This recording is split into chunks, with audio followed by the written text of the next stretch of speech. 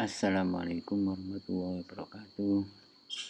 Alhamdulillahilladzi hadana li hadza wa ma kunna linahtadiya laula an hadanallah. Asyhadu an la ilaha illallah wa asyhadu anna Muhammadan abduhu wa rasuluh. Allahumma shalli ala Muhammad wa ala alihi wa ashabihi wa man tabi'ahu bi ihsan ila yaumiddin. Amma ba'du. Pada awal ini pertama kita tutup keran reboiler dan kita buka sepenuhnya keran reflux. Jadi total reflux operasi pertama ya. Kita siapkan menara untuk total reflux. Pertama kita mulai dengan membuka keran umpan. Sehingga mengalirlah umpan. Di sini kita beri semacam preheater untuk mengkondisikan umpan pada suhu tertentu yang kita tetapkan. Berapa suhu umpan sesuai desain yang kita buat. Maka di umpan ini kita alirkan steam pemanas. Yang berwarna merah itu adalah steam yang panas, lalu yang biru itu adalah yang liquid dingin atau fluida dingin. Dia akan masuk ke plate dan membasahi di setiap plate, tertahan di setiap plate itu sejumlah liquid pada level yang telah dirancang yang disebut dengan hold up liquid. Jadi liquid yang dipertahankan berada di setiap plate itu. Di setiap plate akan dibasahi dari cairan umpan itu. Dia akan turun hingga mencapai pada bottom kolom, pada dasar menara. Di dasar menara ini nanti liquid akan terus mengisi di reboiler ya. Dia akan masuk nantinya ke reboiler ya, ditahan di bottom itu, diumpankan ke reboiler ya, dialirkan sebagian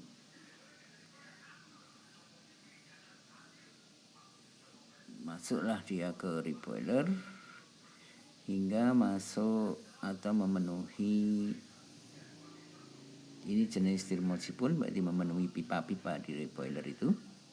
Nah, setelah reboiler itu terisi liquid, barulah steamnya di keran steam dibuka atau dialirkan, steam dialirkan, sehingga steam itu tidak memanasi reboiler kosong ya, jadi harus terisi dulu dia dengan liquid. Nah, karena sudah dinyalakan reboiler, maka terbentuklah uap masuk ke menara, kemudian menembus setiap plate.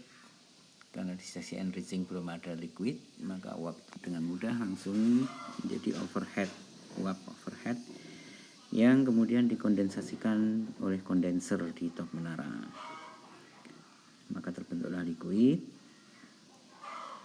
Setelah itu dia langsung keseluruhan liquid yang terbentuk itu dikembalikan ke menara. Jadi awal operasinya adalah total reflux.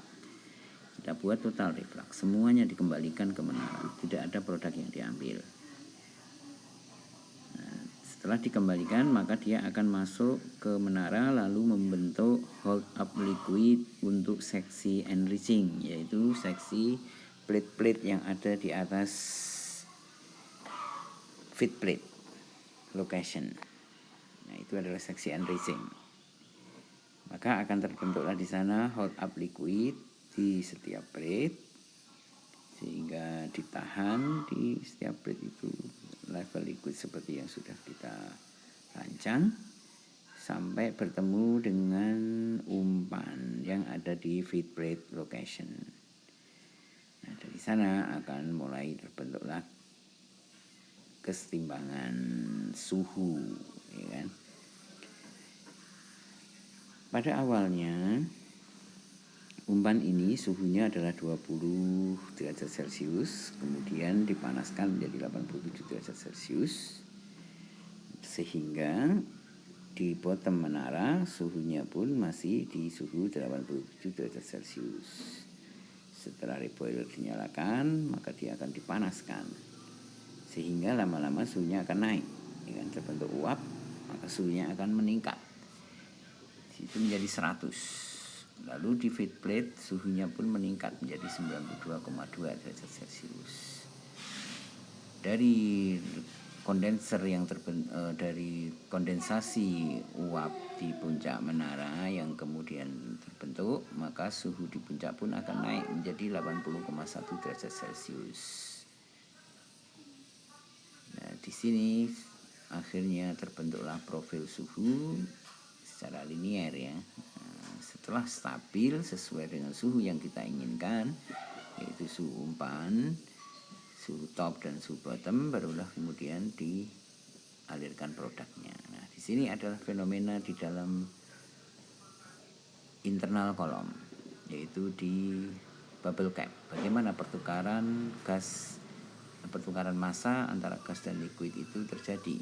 Ya, aliran panah merah itu adalah gas yang keluar menembus bubble cap lalu masuk ke liquid. Dari sana terjadi pertukaran massa.